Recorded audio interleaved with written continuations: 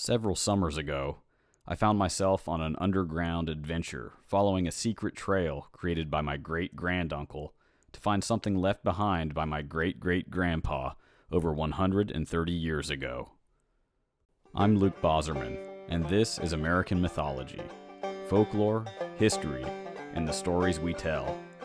This episode is about family and finding family history in unusual places. I've already introduced myself, but in order to tell this story, I need to introduce you to two other people. First, meet Sterling Austin Williams, my great-great-grandpa. He was from Cumberland Gap, Tennessee. Cumberland Gap is a pass through the Cumberland Mountains that sits near the junction of Kentucky, Virginia, and Tennessee. You probably heard about it in history class because back during the colonial era, Cumberland Gap allowed settlers to pass through the mountains to the western frontiers of Kentucky and Tennessee. It's a place with a rich history. Daniel Boone led a team of men to widen the trail through the gap to allow wagon traffic, and it became known as the Wilderness Road. Sterling was born in 1871 in Cumberland Gap, Tennessee. In fact, his family owned Pinnacle Peak, a mountain that towers over the pass, which is now part of Cumberland Gap National Park. As an adult, Sterling went to law school, but he ended up working as a traveling salesman for Nabisco. He also had a peach orchard on Pinnacle Peak. The boy in this photo is the other person you need to know. That's Sterling's son Amos, my great-granduncle. Sterling died from food poisoning when Amos was only 15 years old. Amos's mother had passed away 10 years earlier, so his father's passing left him an orphan. Amos was enrolled as a cadet in Virginia Military Institute, a military boarding school. He didn't like it there, and so he ran away. Over the next few years, he lived the life of a wanderer, working his way out west where he found employment on the threshing crews in wheat fields. It was at some point during his years as a wanderer that Amos returned to Cumberland Gap and embarked on an underground search for something his father left deep in a cave beneath Pinnacle Peak. I found out about this family history by chance. One day, on my Ancestry.com account, I received a message from someone affiliated with the Cave Research Foundation saying they had found signatures by both Sterling Austin Williams and Amos written in candle and carbide lamp soot in a cave located within Cumberland Gap National Park. The cave was closed to the public, but they invited me to come see the signatures and to share information with them about Sterling and Amos. The following adventure was more exciting than anything I could imagine. Two of my uncles accompanied me. Their names are Austin and William, named after Sterling Austin Williams.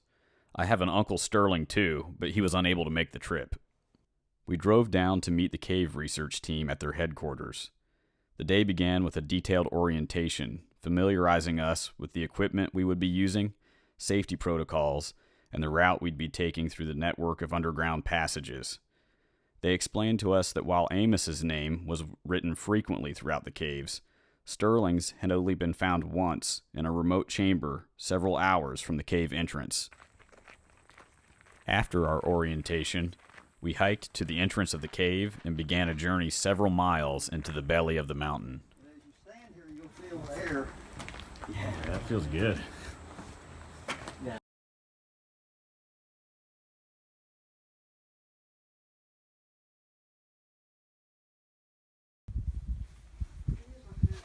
Now what you're going to do is you're going to follow this part of this trail up to a point where the normal tour goes up some steps. And you're not going to go up the steps. You're going to go off down to a handrail that's below the steps, and then you're going to cross that handrail and go down a real rocky, steep place down lower to a lower level and then progress on into the cave. Oh wow, look at that. Can you imagine going through here and these sidewalks weren't here? With just a candle? It wasn't long before we encountered the first instance of Amos's name. That was soon followed by another. Then another and another. As we traveled deeper under the mountain, the places he had written his name led the way, marking a trail like breadcrumbs in a fairy tale. It seemed to me that he had been searching for something, writing his name on cavern walls to mark the ones he had already visited. It was easy to lose track of time in the darkness. We crossed underground rivers, squeezed into cracks and holes barely large enough to pass through, climbed rubble piles that took us from cavern floors to passages in the ceiling, and paused to admire beautiful rock and mineral formations along the way. Finally, we made it to the cavern we'd been looking for. So it took us 2 hours, but we made it back here to the signatures that we were wanting to see. You can see S.A. Williams written up here, and there's one that's written in candle. It's from 1881, we think. It was by Sterling Austin Williams Sr., my great-great-grandfather. And then above it, written in carbide lamp, is S.A. Williams. That was written in on June 15th, 1929, and that would have been his son, Amos, whose name we've been kind of following back to this part of the cavern. And he wrote that in here 3 years after his father's death. So we don't know if this is a place that he'd been with his father before he died, or if his father had told him about this place, or if maybe he was just happened to stumble across it in his time spent exploring this cave. But it's neat to be here. Before we left, the cave research team told us that although we couldn't sign the walls like Sterling and Amos, we could sign a ribbon that they would use to mark the place as a historic site. I don't have many details about my Uncle Amos's life, but from what I can gather, this was a meaningful journey for him.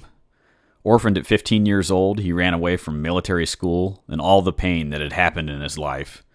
Then, at 19, he searched these caves, looking for his father's writing, and made his mark next to his father's.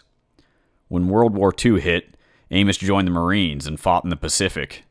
If that isn't facing your fears, I don't know what is. There's this old idea in mythology that you have to rescue your father from the abyss. A modern example of this story is found in Pinocchio. When Pinocchio goes down to the bottom of the ocean, encounters a monster whale there, and finds his father in its belly and rescues him. As the psychologist Jordan Peterson explains it, the point of these stories is that each of us encounters challenges in life that frighten us. Often they are problems that we need to reckon with, but our natural reaction is to run away. As long as we're avoiding, we're weakening our ability to face the monster. In mythological terms, the thing that you're most afraid of becomes the abyss, the belly of the beast. When you face it, you look into that darkness, and by doing so, you call upon the strongest part of yourself to respond, which is symbolized by the father nested inside the beast. You become stronger and prevail. That's what Amos did. This happened for me too. At the time I visited the cave, I had a proverbial monster looming over me. I'd tried to negotiate with it, I'd tried to run from it, anything but face it head on. I wasn't just afraid, I was terrified. Learning the stories of Sterling and Amos, and going down into the bowels of the earth to leave my name with theirs changed me. In the months that followed, I found myself facing the beast with courage that I hadn't known I was capable of. Maybe when you're fascinated with myths like I am, you start to see life in mythological terms. Or maybe the myth comes looking for you. I'm a spiritual person, and I believe that God influences our lives, and that He often does it in ways that are personally meaningful to us. On more than one level, I found what I was looking for in that cave. Before we left the cavern, I discovered a short message from Amos, confirming that he'd also found what he'd been looking for. Thanks for coming on this journey with me. If you enjoyed it, I have some upcoming episodes that I'm really excited about that you won't want to miss. This is American mythology, folklore, history, and the stories we tell.